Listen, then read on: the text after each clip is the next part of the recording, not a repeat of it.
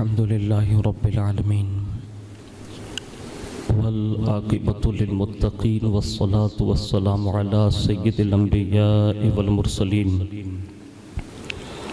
وعلى آله وأصحابه وأزواجه وذرياته وأهل بيته وابنه الغوث الأعظم الجيلاني ومعين الملة والدين وشيخ الإسلام والمسلمين أعلى الحضرة الإمام أحمد رضا وعلى عباد الله الصالحين أجمعين أما بعد فأعوذ بالله من الشيطان الرجيم بسم الله الرحمن الرحيم إن الذين آمنوا وعملوا الصالحات وأقاموا الصلاة وآتوا الزكاة لهم أجرهم عند ربهم ولا خوف عليهم ولا هم يحزنون وقال وأقيموا الصلاة وآتوا الزكاة وأطيعوا الرسول لعلكم ترحمون وقال هدى وبشرى للمؤمنين الذين يقيمون الصلاة ويؤتون الزكاة وهم بالآخرة هم يوقنون صدق الله مولانا العظيم وبلغنا رسوله النبي الأمين المختار الكريم ونحن على ذلك لمن الشاهدين والشاكرين والحمد لله رب العالمين۔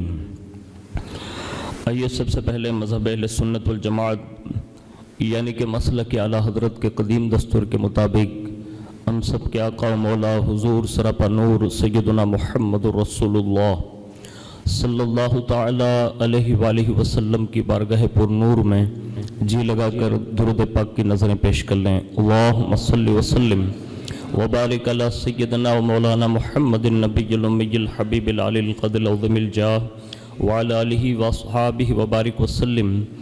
نبی اور آل نبی پر ایک بار اور محبت سے جی لگا کر درود پاک پڑھیں۔ اللہم صلی علی سیدنا مولانا محمد معدن الجود والکرم وعلی آلہ واصحابہ وبارک وسلم۔ صلاۃ و سلام علیک یا رسول اللہ صلی اللہ تعالی علیہ وآلہ وسلم۔ حصول برکت کے لیے ایک بار اور جی لگا کر درود پاک کی نظر پیش کر لیں۔ اللہم صلی وسلم وبارک علی سیدنا و مولانا محمد النبی الامی الحبیب العلی القدر العظم الجاہ وعلی آلہ واصحابہ وبارک وسلم۔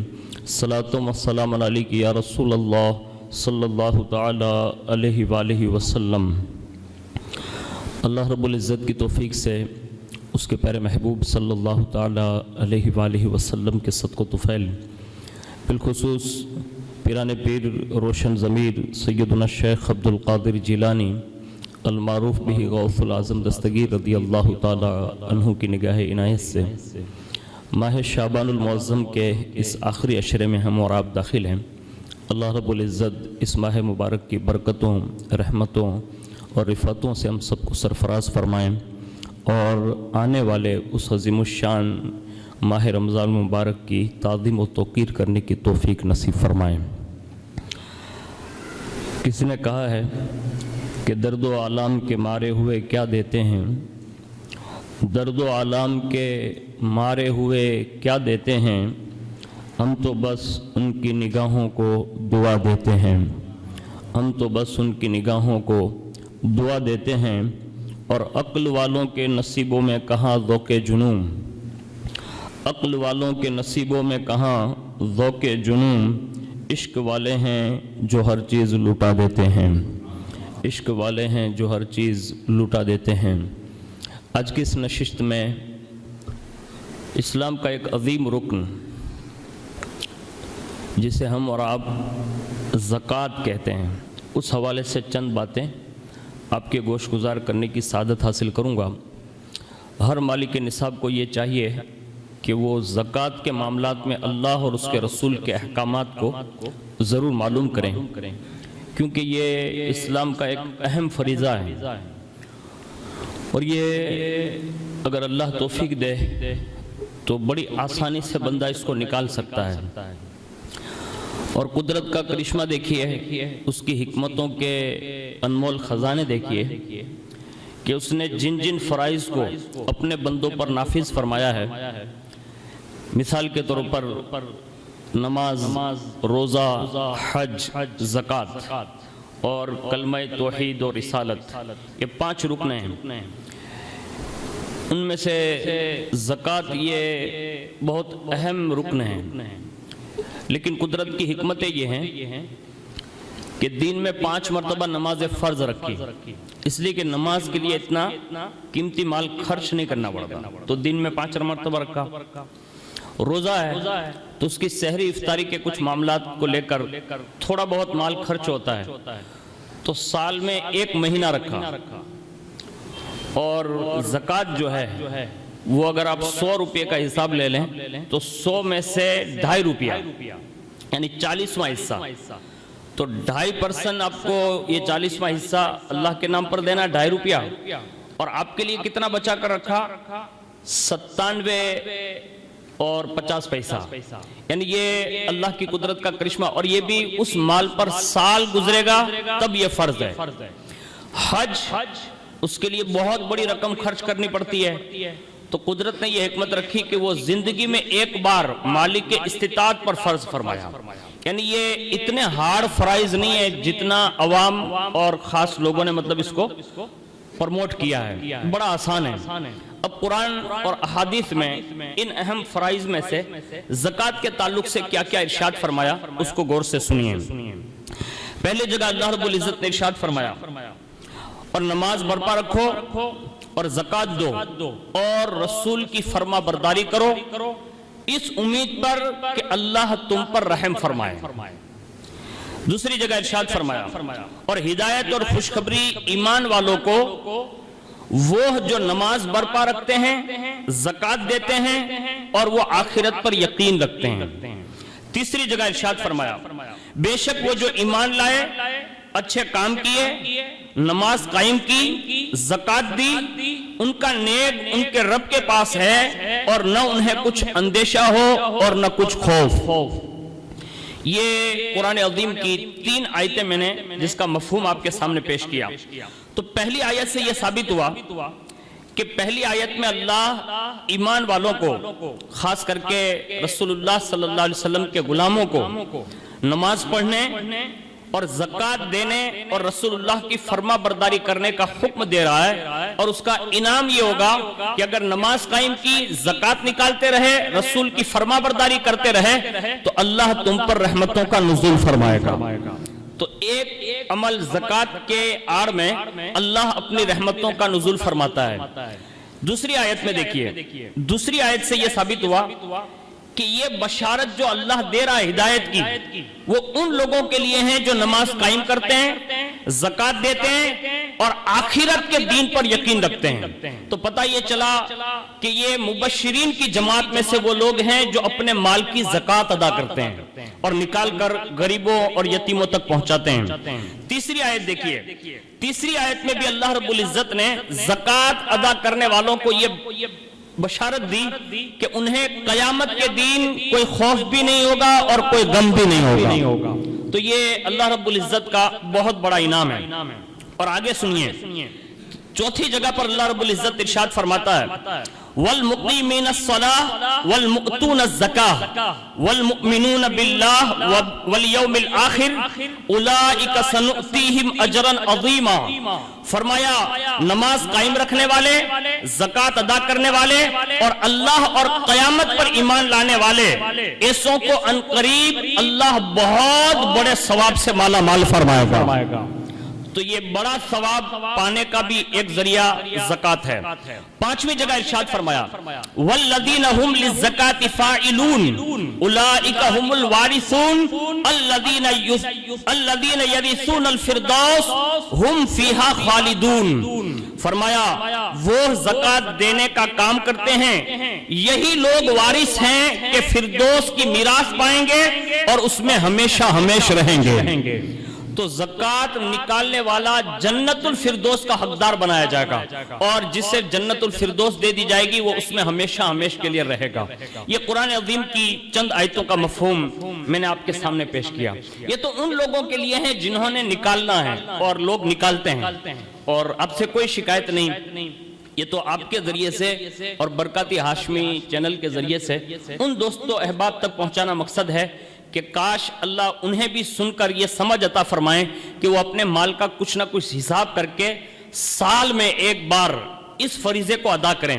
یہ تو ان لوگوں کے لیے خوشخبری تھی جو لوگ نکالتے ہیں، اور جو نہیں نکالتے تو یہ بہت بڑا نافرمانی کا کام ہے جس میں اللہ رب العزت نے وعیدیں رکھی ہیں۔ جیسا کہ قرآن عظیم میں پارہ نمبر 10 میں اللہ رب العزت ارشاد فرماتا ہے، اے ایمان والو، وہ لوگ جو سونا چاندی مال و دولت جمع کرتے ہیں اور اس کی زکوٰۃ نہیں ادا کرتے اور اس سے اللہ کی راہ میں خرچ نہیں کرتے، انہیں دردناک عذاب کی خوشخبری ہو، اور جس دن دوزخ کی آگ میں وہ تپائے جائیں گے اور ان سے ان کی پیشانیاں، کروٹیں، پیٹھیں داغی جائیں گی، اور ان سے کہا جائے گا کہ یہ وہ مال ہے جو تم اپنے نفس کے لیے جمع کیا کرتے تھے، اور اب اس کا مزہ چکھو جو تم نے مال جمع کیا تھا۔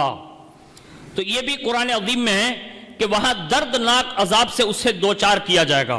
اور ایک روایت آپ کو سناتا ہوں، حدیث پاک کا مفہوم۔ خود حضرت ابو ہریرہ رضی اللہ تعالیٰ عنہ سے روایت ہے کہ حضور صلی اللہ علیہ وسلم نے فرمایا کہ جس شخص کو اللہ تعالیٰ مال دے اور وہ اس کی زکوٰۃ ادا نہ کرے تو قیامت کے دن وہ مال گنجے سانپ کی صورت میں کر دیا جائے گا، جس کے سر پر 2 چتیاں ہوں گی، اور وہ سانپ اس شخص کے گلے میں توک بنا کر ڈال دیا جائے گا، پھر وہ اس کی بانچھیں پکڑے گا اور کہے گا، میں تیرا وہ مال ہوں، میں تیرا وہ خزانہ ہوں جس کی تو زکوٰۃ نہیں نکالا کرتا تھا۔ تو پتہ یہ چلا کہ مالداروں کو اس بات سے احساس لینا چاہیے اور اس کو حساب ضرور کرنا چاہیے، ورنہ کہیں ایسا نہ ہو جائے کہ دنیا میں چھپ چھپ کر مال تو جمع کیا، کہیں یہی مال ہمارا کہیں گنجے سانپ کی صورت میں ہمارے گلے کا کہیں توک نہ بنا دیا جائے۔ آگے سنیے، زکوٰۃ نہ دینے والے کے لیے کیا اللہ کے پیارے حبیب صلی اللہ علیہ وسلم نے ارشاد فرمایا۔ خود حضرت ابو ہریرہ رضی اللہ تعالیٰ عنہ سے مروی ہے کہ اللہ کے پیارے حبیب صلی اللہ علیہ وسلم کے بعد جب حضرت ابو بکر صدیق رضی اللہ تعالیٰ عنہ خلیفہ ہوئے، اور خلیفہ بننے کے بعد جیسے ہی سب سے پہلا مرحلہ کوئی پیش آیا تو کچھ لوگ زکوٰۃ سے انکار کرنے والے کھڑے ہوئے، اور اسلامی شرع میں اگر آپ فتویٰ پوچھیں یعنی مسئلہ پوچھیں کہ زکوٰۃ کا انکار کرنے والا کیسا ہے، تو آپ کو جواب ملے گا کہ زکوٰۃ کا انکار کرنے والا کافر ہے۔ تو دور صدیق اکبر میں رسول اللہ کے وصال کے فوری بعد سب سے پہلے کسی عمل کا کسی نے انکار کیا تو وہ زکوٰۃ تھی، اور جیسی زکوٰۃ کا انکار کیا لوگوں نے تو حضرت صدیق اکبر رضی اللہ تعالیٰ عنہ جو ساری امت میں سب سے زیادہ نرم دل تھے، انہوں نے اسی وقت ان انکار کرنے والوں کے خلاف جہاد اور قتال کا اعلان کر دیا۔ اب آپ سمجھ سکتے ہیں کہ امت میں جو سب سے زیادہ نرم دل بندہ ہے وہ جہاد اور قتال کا اعلان ان لوگوں کے سامنے کر رہا ہے جو زکوٰۃ کے منکرین ہیں۔ پتہ یہ چلا کہ صدیق اکبر کے نزدیک یہ زکوٰۃ نکالنا یہ بہت اہمیت کا حامل تھا، ورنہ آپ اس کے لیے جہاد اور قتال کا حکم نہیں دیتے۔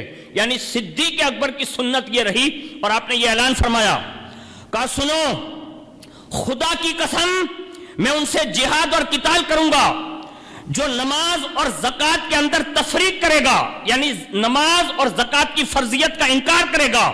زکوٰۃ یہ حق المال ہے، خدا کی قسم بکری کا بچہ جو رسول اللہ کے پاس حاضر کرتے تھے اگر مجھے دینے سے انکار کر دیا تو فرمایا میں ان لوگوں سے قتال اور جہاد کروں گا۔ یہ صدیق اکبر نے اس بات کو لاگو کر کے اور یہ اعلان کر کے خالی اعلان نہیں کیا، اب تاریخ اٹھا کر دیکھیں صدیق اکبر کی، باقاعدہ جہاد کیا، اور جو لوگ دینے کے لائق تھے ان سے زکوٰۃ لیا، اور جو نہیں لائق انکار کر گئے ان کے ساتھ قتال اور جنگ کی۔ تو پتہ یہ چلا یہ بہت اہم فریضہ ہے جس کے لیے صدیق اکبر نے سب سے پہلی جنگ فرمائی ہے۔ تو آپ سب سے بھی گزارش ہے کہ آپ اگر 52.5 तोला चांदी और 7.5 तोला सोना या इन दोनों की कीमत के बराबर पैसा या माले तिजारत अगर आपके पास है जो इनकी कीमत को पहुंच रहे हैं और वो निसाब अगर आपके पास मुकम्मल है और उस पर अगर साल गुजरा है तो हम सब के लिए जरूरी है कि वो ज़कात जरूर निकालें। अगर हमने ज़कात नहीं निकाली बाई चांस तो ये गुनाह तो आप पर फर्ज जो आपने छोड़ाना वो तो लगना ही है, लेकिन एक तो दुनिया का नुकसान होगा और फिर आखिरत में जो अजाब की वईदें हैं वो एक्स्ट्रा होगी। इसलिए आपसे गुजारिश है कि अपने माल का जरूर हिसाब करें। और आगे सुनिए कि ज़कात जो है वो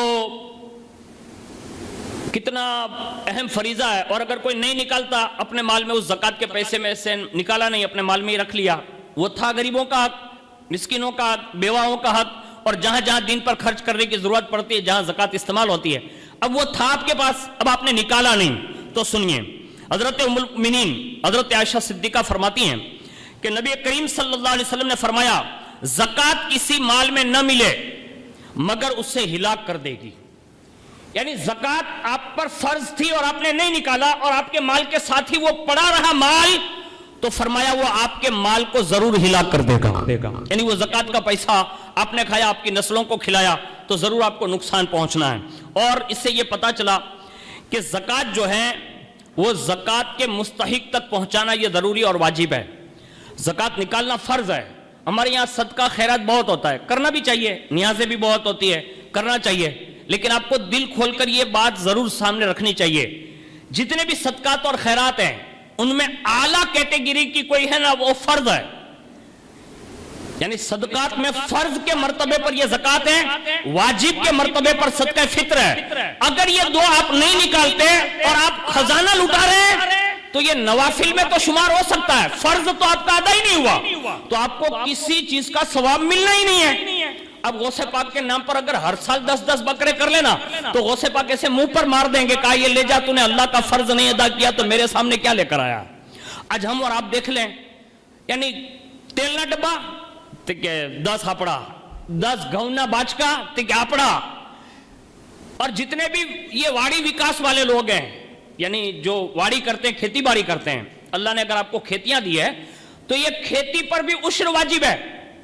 जिसे हम लोग ये समझते हैं कि बस एक आध बाज को दालनुमा दिया हो, 5-10 किलो ने हाली जाए, 2-3 कटोरा भरीने फकीर ने रमजान में आपी दियो ने हाली जाए, नहीं, एमा तमारा माटे छे के 10मो हिस्सो या 20मो हिस्सो, यानी तमे पोताना पैसा थी अगर एने उगाड्યું छे तो अब ये आपके 10वें हिस्से के लायक है, यानी 10वां हिस्सा दें, और अगर आपने अल्लाह उसके रसूल की तरफ से बरसात वगैरह के मौसम से वो है तो अब 20वां दें। यानी इस अंदाज में आपको मसला पूछ के ये उश्र भी निकालना जरूरी है। और आप ये समझते हैं कि खाली चौमासे में निकालना, नहीं, जिस वक्त भी आप फसल उगाएंगे वाड़ी में से जो भी बोकर आप निकालेंगे ना उस पर उश्र वाजिब हो गया। अब जो भी जमीन से वाबस्तगी की चीजें ना आप उस पर हिसाब लगाइए। आज हमारे यहाँ ये सिस्टम खत्म हो गई। उश्र तो मेरे ख्याल से ઉનામાં એટલી મોટી મોટી વાડીઓ છે ને મારા ખ્યાલથી કોઈ કાઢતો નથી, અને જેની પહેલા હતી ને વહી ગઈ, હું કામ આ કાઢ્યું ને એટલે વહી ગઈ। तो अब जिनके पास है ना, अगर वो बचाना चाहते हैं तो उश्र निकालना शुरू करें। अल्लाह के लिए उश्र निकाल दोगे ना तो अब जमीन की हिफाजत की जिम्मेदारी तुम्हारी नहीं होगी, अल्लाह खुद अपने जिम्मे करम पर ले लेगा, वो खुद हिफाजत का ज़ामीन है। इसलिए हमें और आपको उश्र पर भी तवज्जो देनी चाहिए और बाकायदा इसको निकालना चाहिए। और आगे सुनिए, अल्लाह के प्यारे हबीब सल्लल्लाहु अलैहि वसल्लम फरमाते हैं, जो कौम ज़कात अदा न करेगी अल्लाह ताला उसे कहत में मुब्तला कर देगा, काल पड़ेगा। आज अब देखिए इतनी महंगाई जो बढ़ रही है ना, आज हमारे पास कुछ नहीं है ना, इसकी वजह भी है कि हमने ज़कातें निकाली नहीं, जो हम पर फर्ज हो चुकी थी। अल्लाह के लिए कोशिश कीजिए, और जिसको सही मानों में निकालना होता है ना तो वो बंदा साल भर से ही तैयारी करता रहता है। और मैं तो आपको सिर्फ आसान नुस्खा बताता हूँ, हालांकि शरई को इस पर वो नहीं है। मिसाल के तौर पर अगर आप रोज 100 रुपये कमा रहे हैं, आप 2.5 रुपये अलग से रखिए ना, अल्लाह आपको बरकत देगा। साल भर में अगर आप लाखों तक पहुंच जाते हैं तो ये एक साथ में निकालने में आदमी हिचकिचाता है। यानी जब भी ज्यादा माल होता है ना तो उसमें से बांटेगा ना तो थोड़ा ज्यादा हिस्सा निकलेगा तो लालच पैदा होती है, ओह इतना बड़ा पैसा देवाना। तो पहले से ही 100 अगर आप कमा रहे हैं उसी में से 2.5 रुपया निकालते जाइए, आसानी के साथ आप अच्छे से ज़कात निकाल सकते हैं। वाड़ी विकास वाले लोग हैं, कभी कभी मजदूर लोग बड़ा पैसा लेते हैं और उसमें भी खर्च हो जाता है। میں کہتا ہوں اگر مزدوری کا مزدور کا پیسہ بھی دے دیا آپ نے، جو خرچ کرنا تھا وہ بھی کر دیا، لیکن اللہ کی ذات پر یقین رکھ کر اگر عشر نکال دیا نا تو جو باقی بچے گا نا اللہ اتنی برکت دے گا کہ دوسری فصل آنے تک اللہ اس میں برکتوں کا نزول فرماتا رہے گا. لیکن یہ یقین پیدا کرنا ہوگا. ورنہ آپ نے ایک واقعہ سنا ہوگا بڑا مشہور ہے، قارون کا نام سنا ہوگا. یہ موسیٰ علیہ السلام کے زمانے کا ایک بہت بڑا امیر آدمی جس کو اللہ نے اتنا مال دولت سب کچھ دیا تھا. اور جیسے ہی موسیٰ علیہ السلام کے جانب یہ احکام نازل ہوئے اور فرمایا کہ آپ قارون سے زکوٰۃ وصول کریں، اور جیسے اس کے سامنے جا کر آپ نے یہ مسئلہ بیان کیا، اب اس نے کہا کہ ٹھیک ہے میں نکال دوں گا. تو کہا جلدی اس کا حساب کرنا، آپ پر زکوٰۃ واجب ہے. اب اس نے کہا ٹھیک ہے. اب وہ گیا اور اس کے ساتھ 2 بندے تھے. اب اس کو لگایا، کہا کہ اتنا مال ہے تو حساب لگاؤ. اب حساب لگانے لگا. اب حساب جب لگایا نا تو اس زمانے کے اعتبار سے 10واں حصہ دینا پڑتا تھا. ابھی ہمارے اوپر جو ہے وہ 40واں ہے. تو اس حساب سے اس نے جب حساب کیا نا تو کافی مال مطلب زکوٰۃ میں جا رہا تھا. اب دیکھو مشیر لوگ ہوتے ہیں نا وہ اچھے ڈھونڈنے چاہیے، مشورہ دینے والا. ہاں کبھی کبھی ہمارے یہاں جو کمزوری آ جاتی ہے نا تو وہ کچھ مشورے والے لوگ بھی ہوتے ہیں نا تو وہ کہتے ہیں نہیں آیا ایٹلو بدو نہ دیون آنے ایٹلو بدو نہ دیون فلانو نہ کریں ڈھیکنو نہ کریں. وہ بیچارو دے تو ہے نہیں اینو ٹاٹیو کھینچے انہیں نو دیوا دے. تو ایسے مشیر بھی مشورہ دینے والے سے نہ لیں، مشورہ ایسے سے لیں جو آپ کی دنیا بھی بنا دے اور آپ کی آخرت بھی سنوارنے والا ہو. اس لیے ہمیشہ مومن اور نیک مسلمان سے مشورہ لیا کریں جو اللہ کا خوف رکھتا ہو، ورنہ ہر کسی سے مشورہ بھی نہ لیں. تو جیسے یہ قارون کے جو 2 مشیر تھے نا اسے پوچھا، کہا کہ اتنا مال؟ تو اس نے کہا تمہیں معلوم ہے؟ کہا موسیٰ علیہ السلام کے پاس کچھ ہے نہیں نا، اس لیے یہ تمہارا زکوٰۃ کا مال نکلوا کے وہ خود اینٹنا چاہتے ہیں اور وہ خود مالدار بن جائیں گے تو وہ تمہارے سامنے آ جائیں گے، یہ اس لیے زکوٰۃ نکالنے کے لیے کہہ رہے ہیں. بس ابھی یہ مگج میں گھومنے لگی. موسیٰ علیہ السلام سے ملاقات ہوئی نا تو پوچھا کہا کیا ہوا؟ کہا میں نے حساب کیا ہے، حساب لگانا شروع کیا ہے، حساب ہو جائے گا تو نکال دوں گا. اب یہ دن بدن ٹالتا رہا یہاں تک کہ موسیٰ علیہ السلام کے خلاف اس نے سازش گڑ دی. اب سازش کیا گڑی؟ اب آپ تو ماشاءاللہ اچھے ہیں، اس دور میں تو حساب کرتے نہیں، ذوق سے نکالتے بھی ہیں، لیکن یہ دیکھیے یہ نبی کا امتی ہو کر موسیٰ علیہ السلام کے خلاف سازش اس نے کھڑی کر لی. اس نے کیا سوچا معلوم ہے؟ کہ ایک کام کرتے ہیں، ایسا آروپ لگا دیتے ہیں نا کہ زکوٰۃ مطلب حساب کتاب کروانا ہی موسیٰ بھول جائیں ہوں. تو اس نے کیا کہ ایک دن مجمع لگا ہوا تھا، موسیٰ علیہ السلام تقریر کر رہے تھے، بیچ میں ایک عورت کو لا کر کھڑا کر دیا اور اس نے معاذ اللہ رب العالمین. جیسے ہی آپ نے تقریر کرتے ہوئے زکوٰۃ کے احکام بیان کرنا شروع کیے، اللہ اس کے رسول کے فرامین بیان کیے، تو بیان کر ہی رہے تھے تو وہ عورت کھڑی ہو گئی اور اس نے موسیٰ علیہ السلام پر اس نے گھنونا الزام ڈالا، یعنی یہ قارون کے کہنے پر. اور جیسے ہی موسیٰ علیہ السلام نے یہ سنا نا، اب نبوت جو ہے وہ مطلب صاف ستھری ذات ہوتی ہے، اب پیغمبر پر جو معصومیت کے درجے پر فائز ہوتے ہیں ان پر الزام لگایا. اور جیسے الزام لگانا تو اسی وقت موسیٰ علیہ السلام جلال میں آ گئے. اور روایتوں میں لکھا ہے جب موسیٰ علیہ السلام جلال میں آتے تھے تو رونگٹوں میں سے جیسے آگ کے انگارے کیسے نکلتے ہو ایسے مطلب انگارے نکلتے تھے اور باقاعدہ مطلب چہرے پر سرخی طاری ہو گئی. اور آپ نے فرمایا کہ اگر تو جو کہہ رہی ہے اگر وہ غلط ہے تو پھر اللہ کے عذاب کا انتظار کر، سچ بتا. اب جیسے موسیٰ علیہ السلام کا یہ جملہ سنا نا تو اس نے معذرت کر لی اور کہا مجھے تو قارون نے جو ہے نا چڑھایا ہے، یعنی اس کے کہنے پر میں نے الزام لگایا ہے، اس لیے میں نہیں دے رہا ہوں، مطلب یہ الزام لگا رہی ہوں، ورنہ آپ سے میرا کوئی تعلق نہیں ہے. جیسے اس نے اظہار مطلب جرم کر لیا، اب قارون اور اس کا ساتھی جو تھا نا اس کی جانب آپ نے پھر ایک بار دعوت دی. کہا قارون اب بھی وقت ہے، زکوٰۃ نکال دے، یہ گھنونے الزام بازی کرنے سے میرا کچھ بگڑنے والا نہیں ہے اور تیرا کوئی فائدہ یا نقصان ہونے والا نہیں ہے. اس کے 2 ساتھی کھڑے ہوئے، کہا واہ موسیٰ واہ، آپ نے تو بہت اچھا نظام نکالا ہے، یعنی خود مالدار بننے کے لیے زکوٰۃ لوگوں سے اینٹ رہے ہیں اور قارون تو آپ کا رشتہ دار بھی ہے، آپ اس کے خلاف کھڑے ہونے چاہتے ہیں. آج بھی کچھ کم ظرف لوگ ہیں، جیسے ہم لوگ بولتے ہیں نا کہ بھائی دارالعلوم شمس تبریز چندہ دو، ٹھیک ہے کون چلا بھائی، ٹھیک ہے پیر باپو، ایک پیر باپو کھائی جائے، یہ انہاں کے جملے میں کہہ رہا ہوں آپ کو، میرے سامنے لوگ بولتے ہیں ایک باپو تو کھائی جائے. اور જે માણસ વાવાઝોડાની અંદર પોતાના ટ્રસ્ટમાંથી 26 લાખ રૂપિયા આપી શકતો હોય એ તમારા આ પૈસાને ખાવા હાટું તરસતો હશે? આ વિચાર કર્યા જેવું છે ને, એની માણસોની સમજ છે એવી, ये ना समझिए हमारी. मैं कहता हूं जो कौम के बच्चों के लिए इतना सब कुछ कर सकता हो उनके भी बच्चे हैं, उनके भाइयों के भी बच्चे हैं, अल्लाह ने बड़ा नवाजा है. आप जैसे और हमारे जैसे लोगों की जरूरत नहीं है। इतने बड़े बड़े लोग उनके कदमों में बैठे रहते हैं कि वो सिर्फ अबरू का इशारा करते हैं ना तो हजारों काम वो करवा सकते हैं। लेकिन हमारे और आपके दरमियान रहते हैं ना तो अपनी जबान है। घर की मुर्गी क्या होती है? जोर से बोलो ना भाई, दाल बरोबर। तो लोगों को इसका एहसास नहीं है। पीर बापू खाने के लिए दालूम नहीं चलाते, स्कूल खाने के लिए नहीं चलाते, वो हमारी कौम के बच्चों के लिए चलाते हैं। अल्लाह के लिए ऐसा इल्जाम ये उन लोगों का काम है जो मूसा अलैहिस्सलाम पर लगाया। और जैसे आपने फरमाया ना, कहा तुम दोनों कारून के फेवर हो, कहा हाँ। आपने फिर कारून को एक बार कहा, कारून नहीं माना। और जैसे नहीं माना ना तो मूसा अलैहिस्सलाम ने अल्लाह की बारगाह में अर्ज की, कहा मौला इसी वक्त इस पर अजाब नाजिल फरमा। और जैसे ये कहा ना इसी वक्त अल्लाह अजाब नाजिल फरमा। कारून का जितना खजाना जमीन के संदूकों में डाटा हुआ था ना, जमीन में अंदर, वो सारा का सारा फरिश्ते उठा लाए और कारून के सर पर लाकर इसे रख दिया और फरमाया अल्लाह कारून को खजाने समेत दफन कर दे। बस इतना कहना था कि वो कारून और उसके दोनों साथी और उसका खजाना जमीन के अंदर दफन होने लगे, यहां तक के धंस गए। रसूलुल्लाह हदीस बयान करते करते फरमा रहे हैं कि कारून अब भी धंस रहा है। यानी हुजूर ने जब ये बयान किया ना तो फरमाया कारून धंस रहा है। और हम अल्हम्दुलिल्लाह मोमिन हैं, हुजूर के कहने के मुताबिक या रसूल अल्लाह हम आपके फरमान की तस्दीक करते हैं कि अब भी कारून धंस रहा है और कयामत तक धंसता रहेगा। मैं कहता हूं अल्लाह खजाने धंसा दे, उससे पहले निकाल देना बेहतर है कि नहीं? तो आप सबसे गुजारिश है कि अभी माह रमजान शरीफ शुरू हो रहा है, बड़ी तेजी के साथ लोग हिसाब भी करते हैं और आखिरी अशरे तक निकालते हैं। देखिए आप इमाम साहब का चंदा देते हैं, मुअज्जिन साहब का देते हैं, रोशनी में देते हैं, मस्जिद में देते हैं, जितने भी काम करते हैं आपके सबके लिए सलाम है।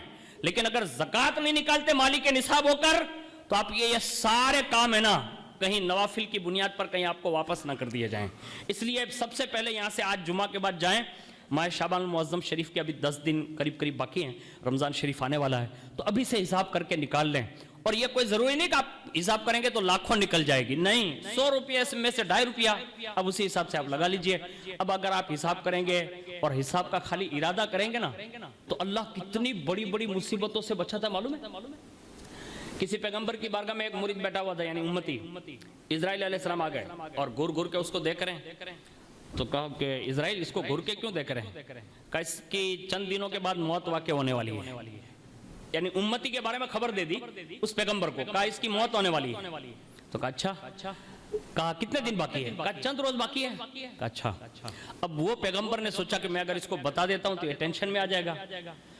तो कहा करूं तो क्या करूं? अब उसी कश्मकश में थोड़ी देर हुई तो उसने इजाजत मांगी, कहा मैं हुजूर जाना चाहता हूं। अब जैसे वो जाना चाहा ना तो उसको एक्स्ट्रा बुलाया अलग से और कहा कि अभी अभी इजराइल ने मुझे खबर दी है कि तू चंद दिनों का मेहमान है, यानी जो भी नेकियां करनी अब जल्दी कर, अगरचे तुझे गम तो होगा लेकिन तू चंद दिनों के बाद दुनिया से चला जाएगा, ये इजराइल ने मुझे अभी बताया है। अब वो घर गया सीधा, और घर गया ना उसने क्या क्या किया मालूम है? सीधा पैसा निकाला अपना और उसने ज़कात निकाल कर हिसाब से अलग कर ली, यानी ज़कात निकाल ली। और उसके बाद फिर दोबारा वो पैगंबर की बारगाह में आने वाला था ना तो उसने वो ज़कात जिसको देनी थी ना उसको हकदार को दे दी। चंद रोज हो गए, आया गया, और जो दिन की मुकर्रर मुद्दत थी ना उसके बाद वो पैगंबर ने उसको जिंदा देखा। और जैसे जिंदा देखा एक दिन इजराइल अलैहिस्सलाम आए, पूछे, कहा कि तुम तो फरमा रहे थे कि ये चंद दिनों के बाद मर जाएगा, ये बंदा तो अब तक जिंदा है। तो कहा उसकी मौत मुकर्रर थी जो मेरे हाथ में लिस्ट थी। तो कहा फिर ये बचा कैसे? कहा जिस दिन मैंने आपको खबर दी वो घर गया, पैसे का हिसाब किया, ज़कात जो निकलती थी ना वो निकाल कर किसी गरीब को दे दिया, अल्लाह ने उस गरीब की दुआ की बुनियाद पर इसकी जिंदगी तवील फरमा दी है। यानी ये अल्लाह के नाम पर निकालने का फायदा है। અને આપણા બધાય નવજવાન છે ને આપણે મમ્મી પપ્પાની વાટ જોઈએ છીએ અને મોટા ભાઈની વાટ જોઈએ ને કોઈક નાના ભાઈની વાટ જોઈએ ને કોઈક શેઠની વાટ જોઈએ ને કોઈક નોકરની વાટ જોઈએ। મારા ભાઈ મોત ઈ કોઈ શેઠ બેટ બચાવશે? Mummy papa બચાવશે? આપણે પોતાનો જ હિસાબ કરવો જોઈએ। અલ્લાહે તમને દીધું છે તો તમે હિસાબ કરો। હું તો એમ કહું છું કે રમઝાન શરીફમાં નીકળવા માટે આપણે ખાલી આલા મોબાઈલના બેલેન્સ પુરાવીએ ને, હમણાં કેટલાનું થઈ ગયું મોલાના? 666 રૂપિયા। કેટલા દિવસનો? 84 દિવસ વાપરીએ જ ને, બધા વાપરીએ, આપણે વાપરીએ, હું વાપરું ભાઈ, વાપરીએ જ ને। તો મારા બાપ રમઝાન શરીફમાં કમ અઝ કમ આજે આપણે વાપરીએ જ ને એવું અલ્લાહના નામ ઉપર પણ દેતા શીખવા જોઈએ। અલ્લાહ તમને તોફીક દેતો। પૈસા છે ને એમાં બધાનો હક છે, ગરીબોનો હક છે, यतीमों हक है, बेवाओं हक है। तो आप सबसे उम्मीद कर सकता हूं कि इंशाल्लाह इन ज़रूरी बातों पर हम सब अमल करेंगे इंशाल्लाह। जहां जहां भी आपको देने का मन चाहे ना, आप ज़रूर दें। दारुल शम्स तबरेज़ में दिए कोई ज़रूरी नहीं, आप जहां दे रहे हैं आप दीजिए। जितना ज़्यादा देंगे अल्लाह उससे ज़्यादा 10 गुना आपको अता फरमाएगा। अल्लाह ताला से दुआ करता हूं कि अल्लाह ताला मुझे, आपको, सबको इस बात पर अमल की तौफीक अता फरमाएं।